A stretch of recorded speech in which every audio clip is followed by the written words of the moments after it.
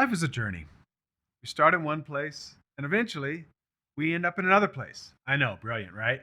And when we look back at the path, sometimes it's windy, sometimes it's straight, but no matter what, the journey has formed us.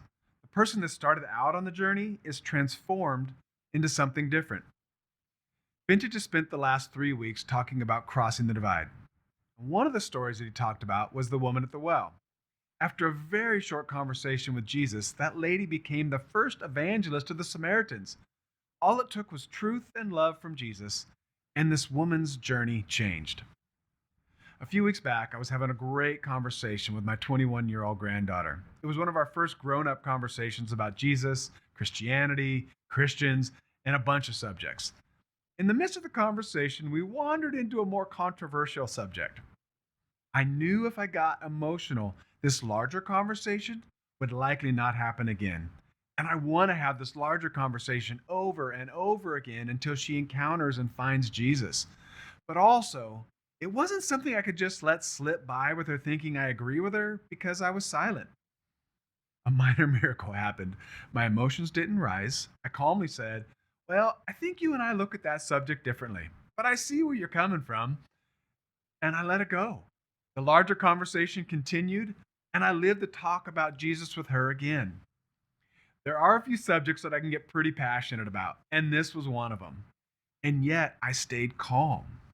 What happened there?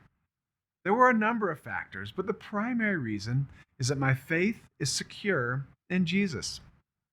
In the book of Matthew, Jesus told the story about two people.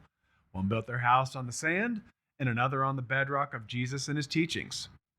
When the storms of life showed up, one house was blown away and the other stood. The storms that I've endured along the journey provide a calm when my beliefs are challenged by others. I don't have to move toward emotion at the first sign of opposition. As we embed ourselves in Jesus and place him first in our lives, we find this settled comfort. I don't have to get emotional. I don't have to argue or debate. And if I do choose to engage, I can do it calmly because I'm settled and rooted in Jesus. Today, I want to encourage you to put Jesus first, to make him the bedrock of your life.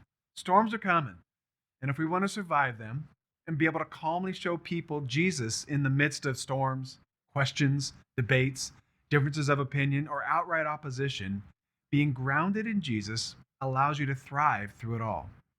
You are being formed today as you journey with Jesus. Today, make Jesus your bedrock and live faith first.